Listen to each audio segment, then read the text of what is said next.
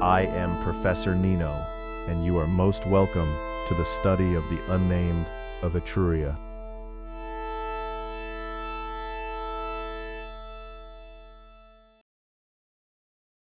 The largest structures this civilization left us are not temples. They are not palaces. They are arenas. We find them across the world, in lands that shared no tongue and no God.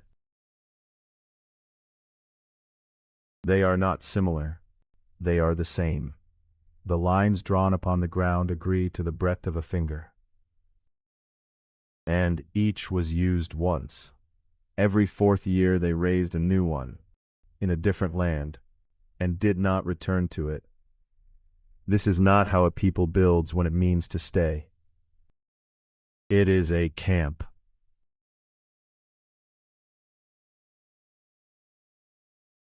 Look first at the images upon the walls. They enter in ranks, each people apart, each preceded by its own sign, carried before it upon a staff. The order of entry is settled beforehand.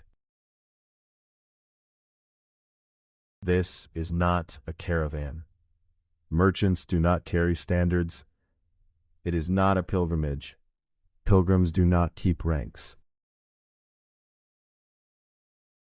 This is a muster.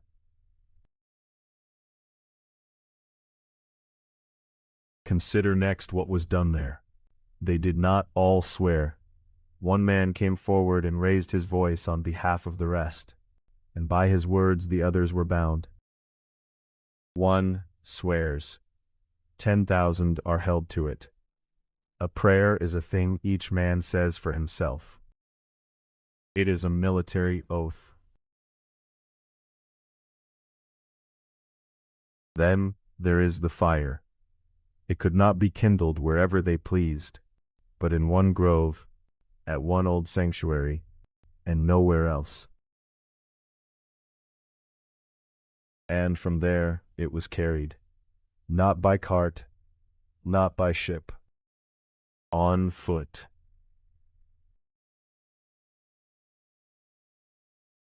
One man ran and gave it to the next, and he ran. More than 3,000 men carried it hand to hand across a continent, and it was not permitted to go out. It reached the land where the contest was to be held, burned through the proceedings, and on the last day was put out. The ground the fire reached is the ground they fought upon. This is a march.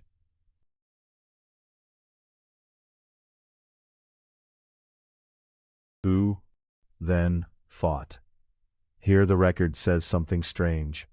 The people did not fight. From each people, a very few men were chosen. Nor were they chosen by lot. At home, before setting out, they fought one another, to learn whom to send, and observe what was done to the man once he was chosen.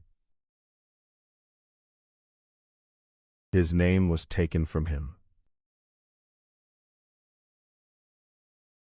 He was given the sign of his people to wear, and a square of cloth bearing a numeral, fastened over the heart with pins. We know this practice. 2 armies stand opposed, each sends forward a single man, and the whole war is settled by the 2. They performed it on the scale of a civilization. What was given to the man who won? Not land, not cattle, a crown of leaves, cut from a living tree, and a disc of metal, hung about the neck upon a ribbon. The victor was raised onto the highest of 3 steps. The next man, and the man after him, stood lower. The sign of his people was hoisted above him, and his people's song was played. And the discs were counted, credited not to the man, but to the people that sent him. The tally was carved into stone, and corrected while the fighting was still going on. The outcome of the war was counted not in dead men, but in discs.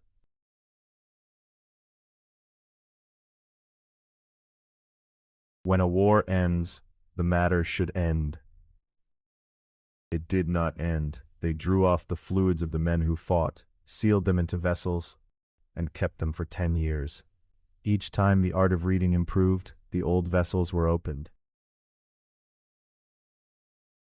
One reading did not settle it. The inquiry outlived the war. And what came of the reading? Discs were taken back from some men 10 years later.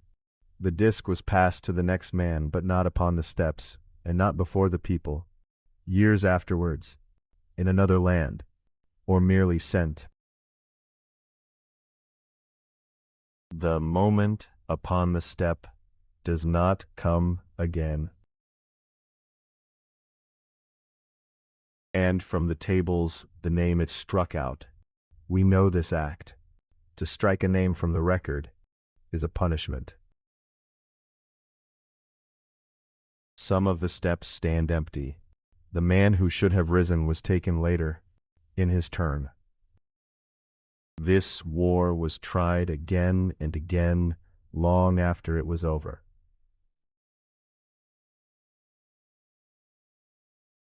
One record of punishment survives intact. In a certain year, 2 cities were at odds.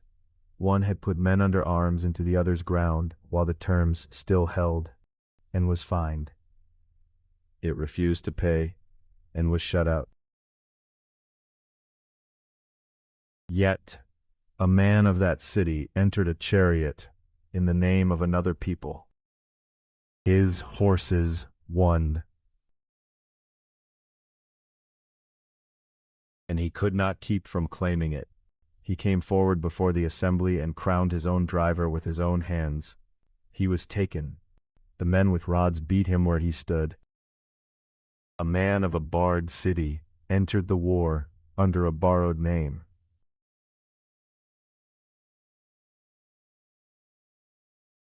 Thus far, the account holds: a muster, an oath, a march, single combat, a triumph, an inquiry after the fighting. Yet the more we dig, the more is missing. There are 3 ways to recognize a war in the ground: a burnt layer, weapons, and bones bearing traces of injury. We dug the camp. There is no burnt layer. The bones bear neither cuts nor punctures.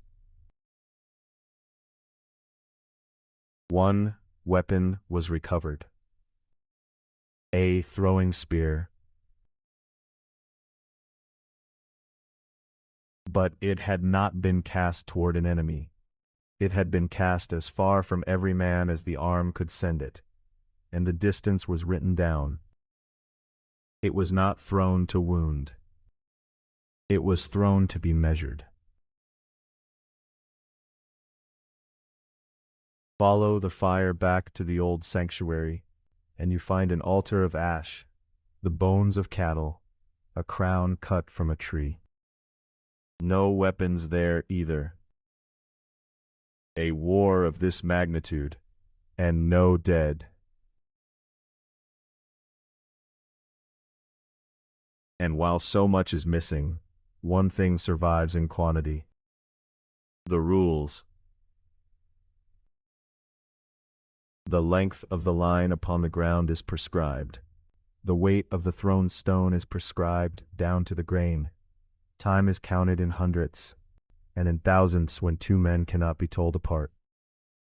Each man is given his own lane, and is put out if he leaves it, or if he moves before the signal. The fluids are held 10 years. And, when the wind blew too kindly at a runner's back, they struck his mark from the tables. He kept the victory. They took the number from him.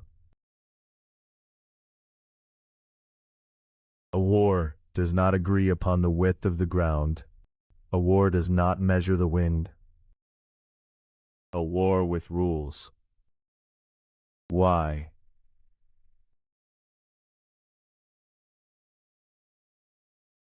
There is only one answer.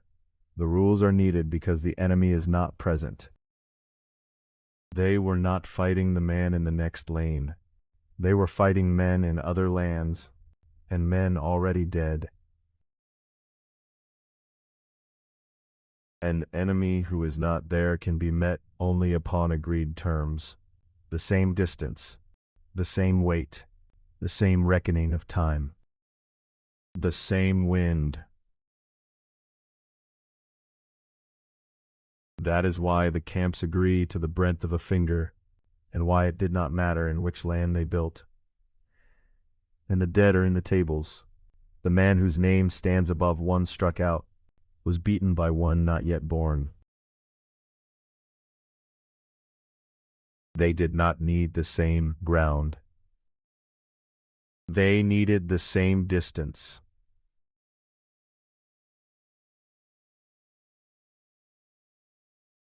Before we close, the question I left you. The broken tablet they carried still, the whole tablet they put to death. Why kill the tablet that was sound? The fourth answer. The tablet had taken the face of the one who carried it. It could not be given away. It could only be replaced. The disc is not such a thing. It is taken back and years afterwards put into another man's hand. What bears a face cannot be handed on. What bears a name can. Now, a question from today's lecture. The camps agreed to the breadth of a finger, and not one was used twice. If any ground would serve, why did they never fight twice upon the same one? 1. Because ground that has held a war is defiled. 2. Because the fire never took the same road twice. 3. Because the raising of the camp was itself the offering. 4. Because the distance had to be measured afresh, and the agreement made anew. I have formed my answer. I shall keep it until our next meeting. That is all for today. Let us meet again at the next lecture.